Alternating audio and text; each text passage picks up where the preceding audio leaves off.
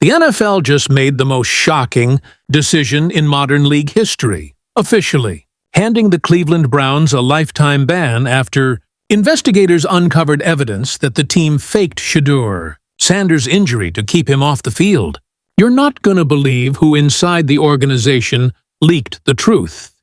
I don't know if he's going to come out on top, and I don't know if he's going to come out and look better than any one of these other options that are going to be presented to us in April. But that's why I still want to...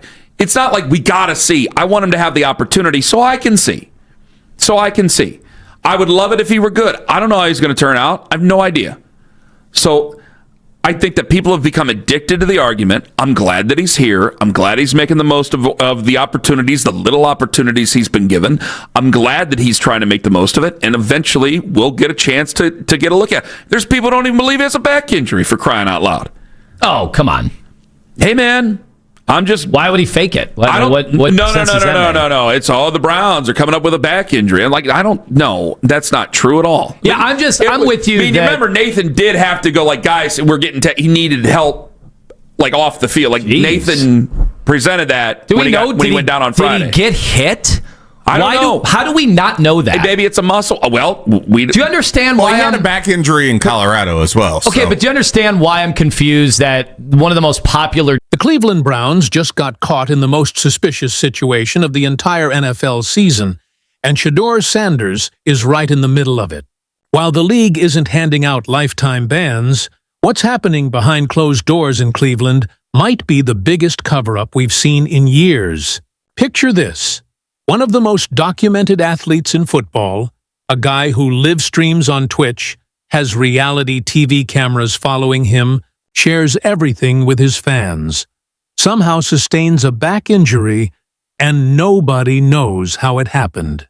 And so Zach Jackson had Nick Baumgartner on. He was at the Northwest South East West Shrine Bowl, the South by Southwest Shrine Bowl, East West Shrine game. And he gave an explanation and said, well, there was a bait and switch. They thought Shedeur was going to be there, whatever. I just posted the clip. And then they came at me relentlessly. Well, because Art Galco had a post that supported Shedeur Sanders. Mm-hmm. Guys, this is still my only point. He runs the bowl game. I can't control what you say about me on the internet, okay? My only point is this. I want Shedeur Sanders to start. I want him to start against the Jets. Ain't going to happen. So I have to watch Dylan Gabriel more than likely struggle and get chased down by Quinnen Williams and a lot of other guys. I want him to start. My thing is, I don't think that they are trying to sabotage Shedeur. I don't think they're trying to sabotage his family. Radio hosts are literally screaming at each other trying to figure this out. Fans are flooding the comments with conspiracy theories. And even media members are starting to ask the question nobody wants to answer.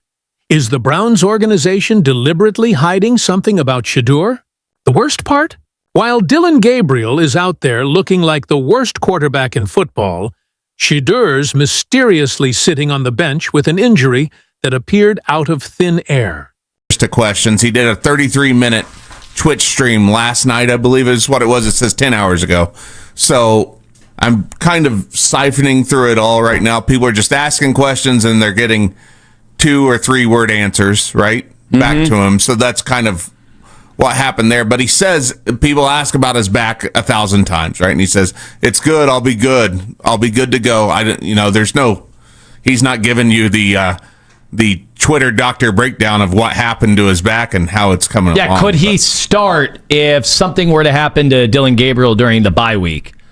Could Shedeur start against the Jets? I have no idea. I mean, that's what we all want to see. I wish I could say if he were healthy, they would certainly consider starting him on next Sunday against the Jets. I don't know. I wish I could tell you that. Well, and at the very end of that, told us, but at the very end of that, he says, "I got to get ready, big ready," and I think that's where the people are freaking out now. I'll tell you, was that a figure of speech? What does big ready mean? Yes. Okay.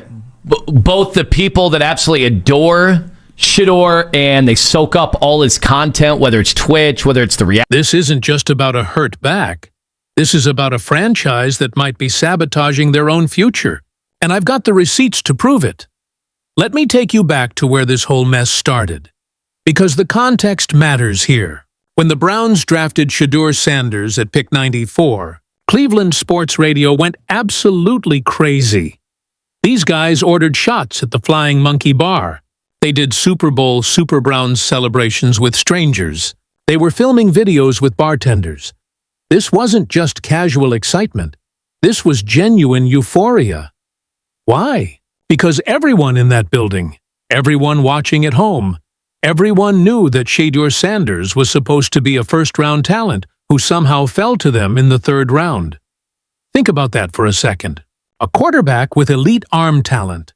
A guy they'd been hyping up for 2 straight years during his Colorado run. A player they literally celebrated drafting like they'd just won the lottery. And now he can't even get on the field behind Dillon Gabriel, who's currently playing like he forgot how to throw a football. But here's where it gets interesting, and this is straight from the mouths of Cleveland insiders who are brave enough to say it out loud. One of the hosts literally says, "We absolutely loved him. I think what happened since then was we hear things. So stuff gets back to us." Wait, hold up. Stuff gets back to them? What stuff? What are they hearing that's making them question everything they believed about Shedeur? Because from where I'm sitting, and from where millions of Shedeur fans are sitting, this doesn't add up. Let's break down the timeline of insanity that is Shedeur Sanders' Browns' career so far. He starts as the 4th-string quarterback. Okay, fine, rookie hazing, whatever. Then they cut Kenny Pickett. Boom, he's 3rd string. Still behind Dillon Gabriel and Joe Flacco, but at least he's moving up, right? Then the preseason happens. Shedeur shows flashes, some good moments, and yeah, one really bad ending to a game. But here's the thing. They didn't declare it the end of the world. The coaching staff, the media, everyone said, "It's preseason. He's learning. Give him time." So what does Shedeur do? He sits back. He's patient. He's being a good teammate. He's 3rd string, so he's not getting a ton of reps. That's just how it works in the NFL, right? You wait your turn, you learn the system, you prepare for your moment. But then, and this is where the story takes a dark turn, they trade Joe Flacco. When that trade happened, the entire NFL world sat up and took notice. Why? Because now Shedeur Sanders is the backup. He's one Dillon Gabriel injury away from starting for the Cleveland Browns. This is getting real. This is his moment approaching, except nothing happens. Shedeur's still not getting meaningful reps. He's still being held back. And the Browns coaching staff keeps feeding the media these vague answers about him needing more time and working on things and not quite ready yet. And then Dillon Gabriel starts playing actual games. And, oh my God, you guys, he looks terrible. We're talking worst quarterback in football, terrible. We're talking safety out of the end zone, terrible. We're talking running backwards into your own stadium, terrible. The hosts even joke about it. One of them says he'd rather see Shedeur do what Dan Orlovsky did, which, if you don't know, was literally running out of the back of his own end zone for a safety because he didn't realize where he was. That's how bad Dillon Gabriel looks right now. So naturally, Shedeur fans are losing their minds. And you know what? They're being fair about this. The hosts even admit it. They are totally being fair in this. They're seeing a quarterback that looks like the worst quarterback in football in Dillon Gabriel. So they're jumping to the conclusion like, oh my God, this is catastrophic that Shedeur is not playing in front of him. And that's the million-dollar question that nobody at the Browns organization wants to answer. Why isn't Shedeur playing in front of Dillon Gabriel? One of the hosts asks it point blank. Why isn't he playing in front of him? Why do they have him so far behind throughout this whole process? It's not his arm talent. We both agreed he has more arm talent than Dillon Gabriel. More arm talent. Let that sink in. Even the people who are trying to be reasonable and give the Browns the benefit of the doubt are admitting that Shedeur has more physical talent than the guy who's currently starting. So what's the holdup? What's the real reason? This is where the conspiracy theories start to get some legs.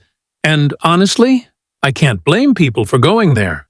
Because when you look at the Cleveland Browns' track record with quarterbacks, It's not exactly inspiring confidence. One of the hosts puts it perfectly. The only thing that I would think of is that, well, the Browns haven't necessarily got the quarterback position right in the past. How am I to trust that they're getting the quarterback position right now?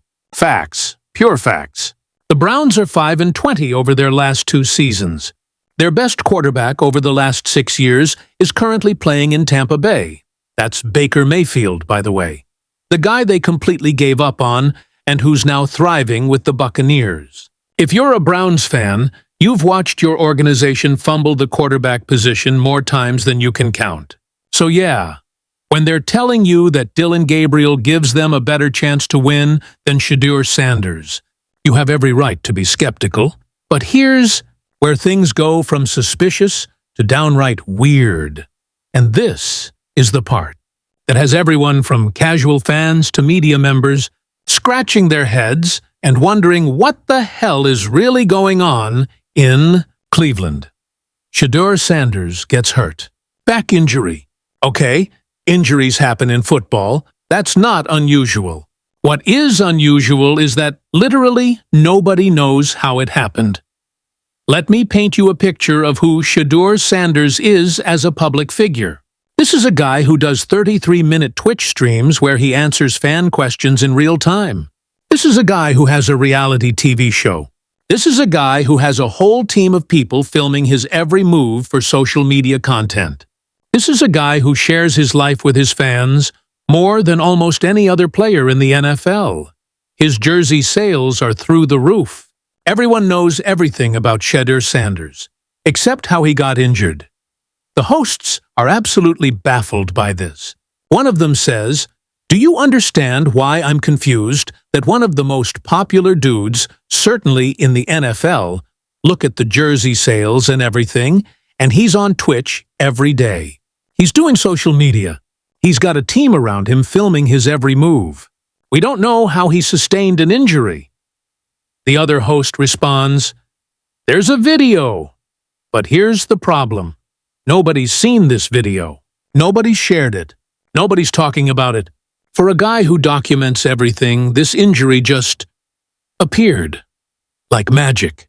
Like a convenient excuse to keep him off the field while Dillon Gabriel continues to struggle. And get this, when fans ask Shedeur about his back injury during his Twitch streams, and they ask him about 1,000 times, according to the hosts, what does he say? It's good. I'll be good. I'll be good to go. That's it. No details. No explanation. No Twitter doctor breakdown of what happened to his back and how he's rehabbing it. Now, one of the hosts tries to defend this, saying, it's up to him to let people know. It's his body. He can let people know.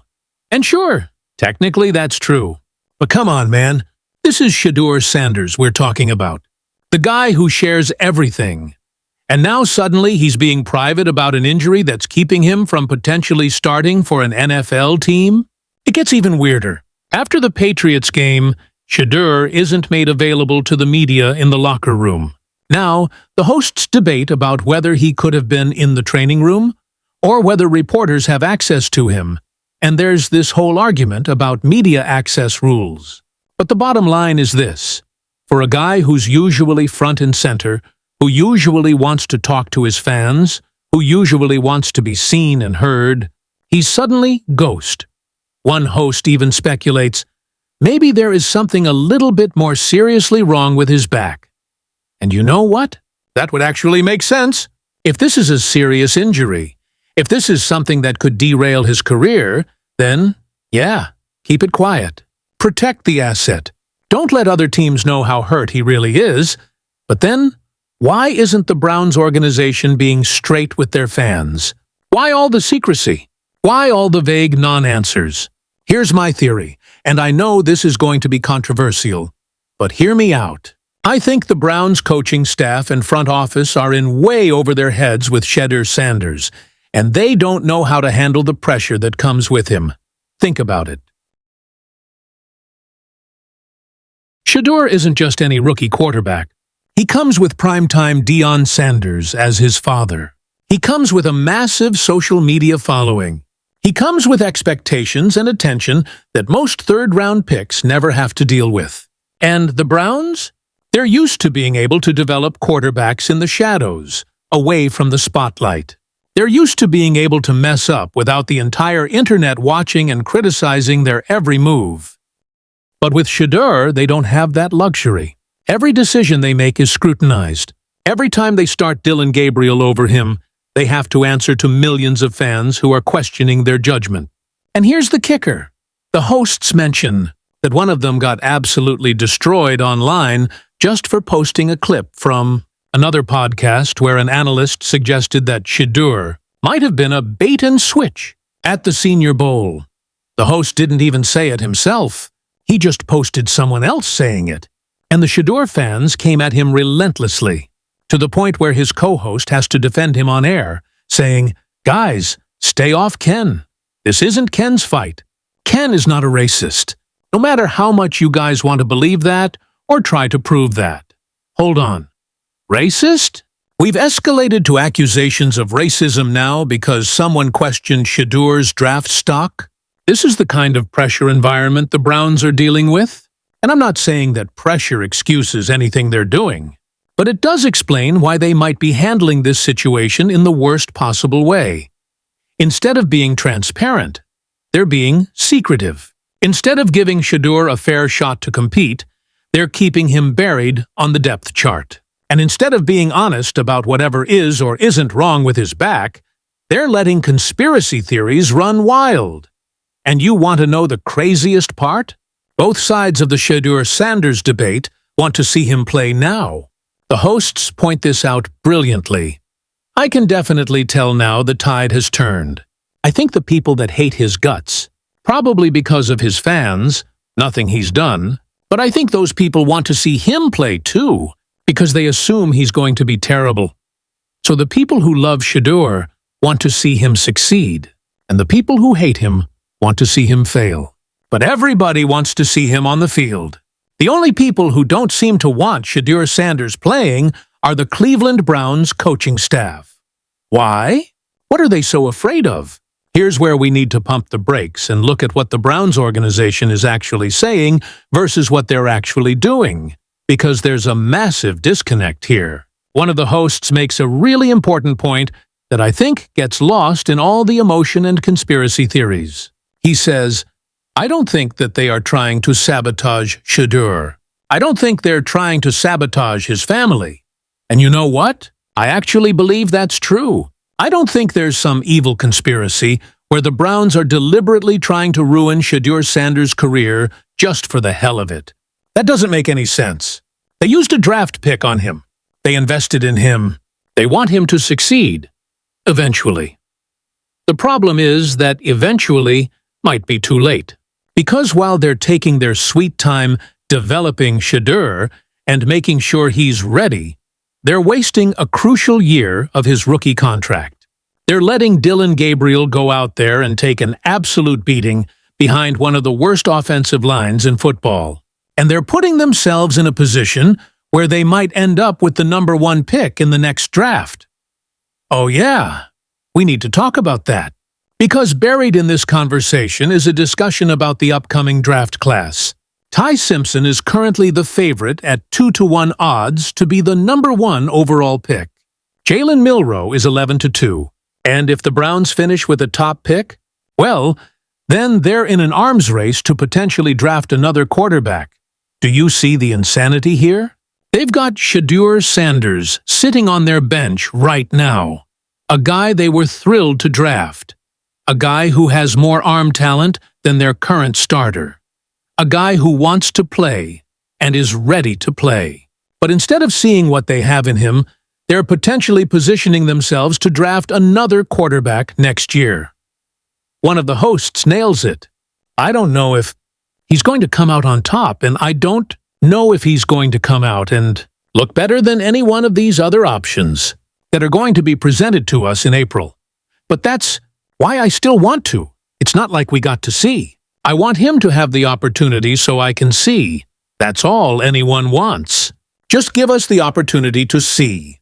Give Shedeur the chance to prove himself one way or another. Because right now, nobody knows what they have. The Browns don't know. The fans don't know. The media doesn't know. Even Shedeur probably doesn't fully know what he's capable of at this level, because he hasn't been given meaningful reps. And here's the thing that should terrify Browns fans.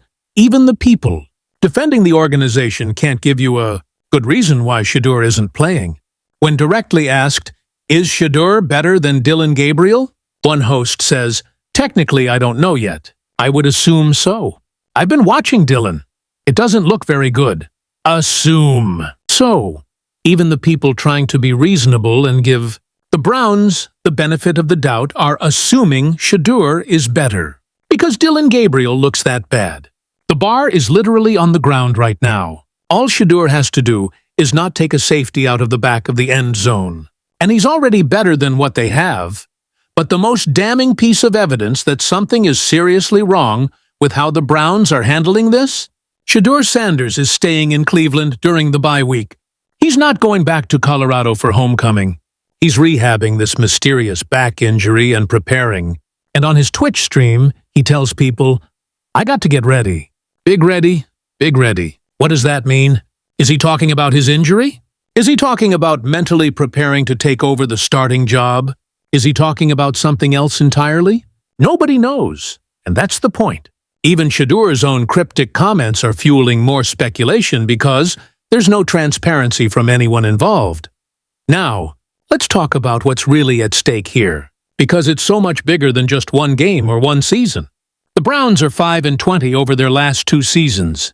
They're a dumpster fire of an organization that can't get out of their own way.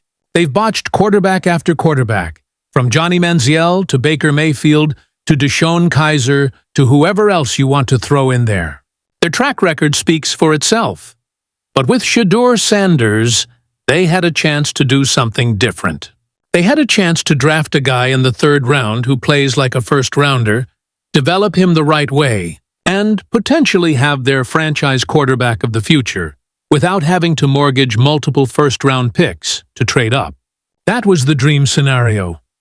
Instead, they're doing what the Browns always do: overthinking it, mismanaging it, and creating unnecessary drama. And the saddest part? Shedeur is handling it perfectly. The hosts make this clear. I've heard nothing nasty about Shedeur Sanders. I've heard nothing negative about Shedeur. None of it. I don't think that he's being a bad teammate. I don't think he's not getting the offense, so it's not Shedeur's fault. He's doing everything right. He's being patient. He's being professional. He's staying ready. He's not complaining publicly. What more can you ask from a rookie quarterback who's watching a struggling starter play ahead of him? The answer is nothing. You can't ask for anything more. Which means the problem is clearly with the organization, not the player. And here's the twist that I think is going to make Browns fans even more frustrated. Remember how I said earlier that both sides want to see Shedeur play? The people who love him want to see him succeed. The people who hate him want to see him exposed. But there's a third group nobody's talking about. The people who are completely neutral and just want to see good football. Those fans are looking at Dillon Gabriel struggling. They're looking at Shedeur Sanders sitting on the bench with more arm talent. And they're thinking the same thing everyone else is thinking. What are we doing here? Why are we wasting time? The clock is ticking. Every week that goes by is another week of Dillon Gabriel getting absolutely destroyed behind that offensive line. Every week is another week where the Browns' playoff hopes, already slim, get slimmer. Every week is another week where they're essentially giving up on the season while their potential franchise quarterback sits and watches. Franchise quarterback sits, and for what? What are they gaining by waiting? What magical revelation are they expecting to have that's going to suddenly make Shedeur ready when he apparently wasn't ready before? The hosts debate whether Shedeur could even start against the Jets if something happened to Dillon Gabriel during the bye week. And the answer they come to is heartbreaking. I have no idea. I wish I could tell you that. That's where we are right now. Nobody knows anything. Nobody knows when Shedeur will play. Nobody knows how he got hurt. Nobody knows what the Browns' actual plan is for the quarterback position. It's all just speculation, conspiracy theories, and frustration. But here's what we do know. We know that Shedeur Sanders has been nothing but professional. We know that he has more arm talent than Dylan Gabriel. We know that the Browns have a terrible track record of evaluating and developing quarterbacks. We know that fans on all sides want to see him play. And we know that every week that passes without giving him a chance is a week wasted. So maybe the NFL isn't handing out lifetime bans to the Browns organization for how they're handling Shedeur Sanders. But maybe they should be, because what they're doing might not be against the rules, but it sure feels like it's against common sense. Engagement, hook, and conclusion. At the end of the day, this isn't just about Shedeur Sanders. This is about an organization that has proven time and time again that they don't know how to handle the most important position in football. This is about a fan base that deserves better than watching their team make the same mistakes over and over. And this is about a talented young quarterback whose career might be getting derailed before it even starts. Not because he's not good enough, but because the people making decisions can't get out of their own way. So here's my question for you, and I want you to really think about this before you answer in the comments. If you were the Browns GM right now, would you start Shedeur Sanders against the Jets? And more importantly, do you think there's something the organization isn't telling us about why he's really not playing? Drop your thoughts below, because this story is far from over. And if you want to stay updated on all the drama, all the controversy, and all the truth about what's really happening with Shedeur Sanders and the Browns, make sure you hit that subscribe button and turn on notifications. Because trust me, this situation is about to get a whole lot more interesting. I'll see you in the next one. Stay ready.